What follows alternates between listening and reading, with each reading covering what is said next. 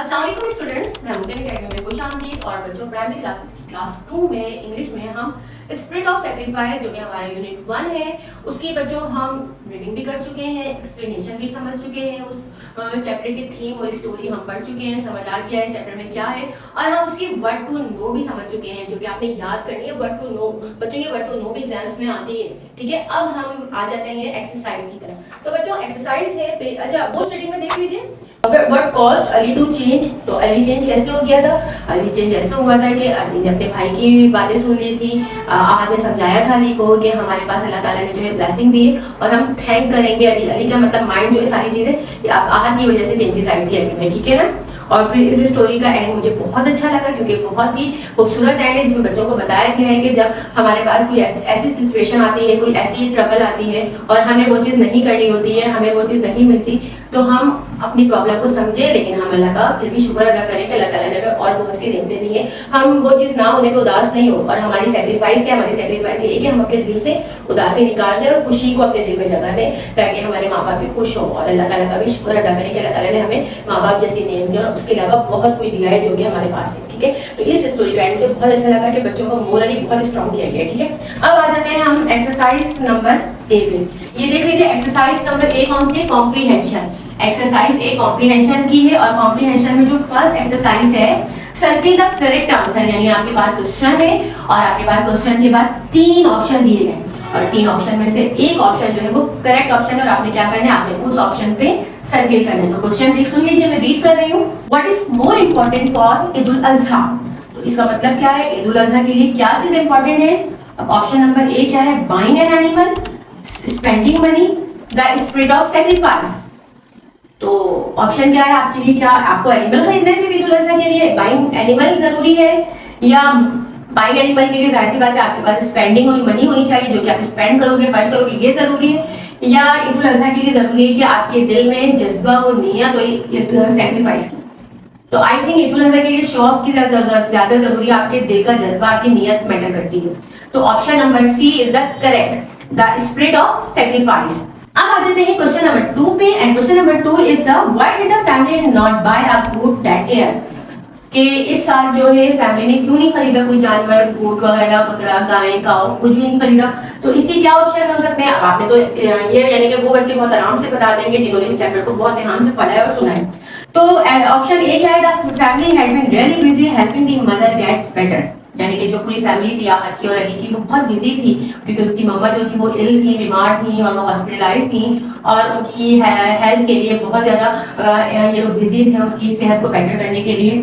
या the family was buying a cow, या family ने काउ खरीद ली। The boy wanted to surprise their parents, और बॉयज लड़के चाहते थे कि अपने वालिदैन को सरप्राइज देना। इन तीनों ऑप्शन में से कौन सा ऑप्शन ठीक है बच्चों? यस, ग्रेट, ऑप्शन ए ठीक है। ऑप्शन ए क्या है?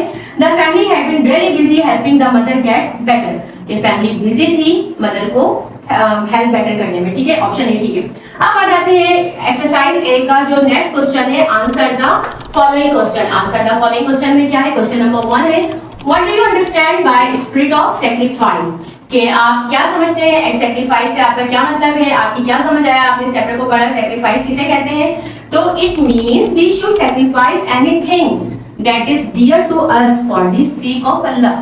मतलब इसका मतलब क्या है कि हमें कुछ भी सैक्रिफाइस करना चाहिए, कोई भी चीज दैट इज डियर, डियर यानी जो कि हमें बहुत प्यारी है, हमें बहुत पसंद है, हमें अजीज है, फॉर द सेक ऑफ अल्लाह, किसके लिए? अल्लाह के लिए। अच्छा, क्वेश्चन नंबर 2 क्या है? Why should we treat animals with kindness? कि हम एनिमल्स के साथ हमें कैसा रवैया रखना चाहिए, हमें एनिमल्स के साथ काइंडनेस क्यों रखनी चाहिए? Animals can not speak about their problems. आपको पता है ना कि एनिमल अल्लाह ताला भी कहते हैं कि बेज़बान जानवरों के साथ बुरा सलूक नहीं करो, सिला रहमी करो, और हमारे प्यारे नबी ने भी हमें ये तालीम दी है।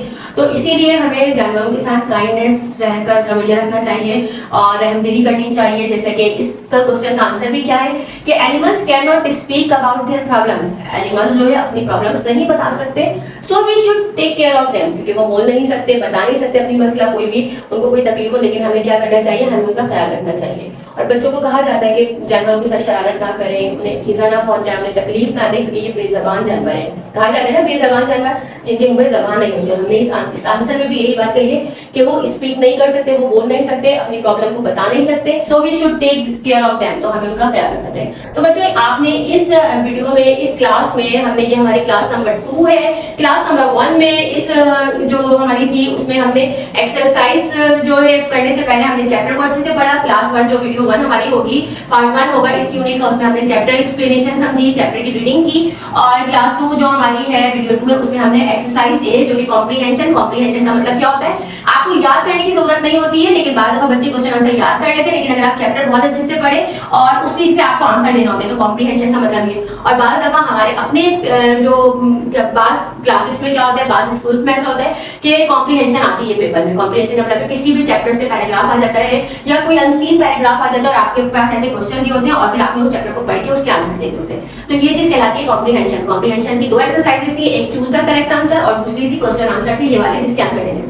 तो आपको बहुत अच्छे से समझ आ गया होगा क्वेश्चन आंसर को, आप अच्छे से इसको समझिए, इसको रीड कीजिए और इसके अलावा इसको कॉपी कीजिए अपनी कॉपी में, ताकि आपको समझ में आए। और अगर आप चाहते हैं कि आपको कोई और आंसर भी इसके आपको समझ आते हैं तो आप लिख सकते हैं, तो बहुत अच्छी बात है, वो भी लिख सकती है जो इसका करेक्ट आंसर हो, चैप्टर के अकॉर्डिंग, इस चैप्टर में जो हमने पढ़ा उसके अकॉर्डिंग हो, तो आप वो भी लिख सकते हैं। वर्डिंग चेंज हो सकती है, कोई मसला नहीं, मीनिंग तो सेम होनी चाहिए, वर्डिंग चेंज हो सकती है, कोई इशू नहीं है। ठीक है, इसके साथ ही मैं इस क्लास का एंड करती हूँ, लेकिन आपने बहुत अच्छे से इस सारे लेसन को समझना है, जो मैंने आपके साथ एफर्ट की, अपना टाइम दिया है इसलिए कि आप बहुत अच्छे से इस काम को कर सकें।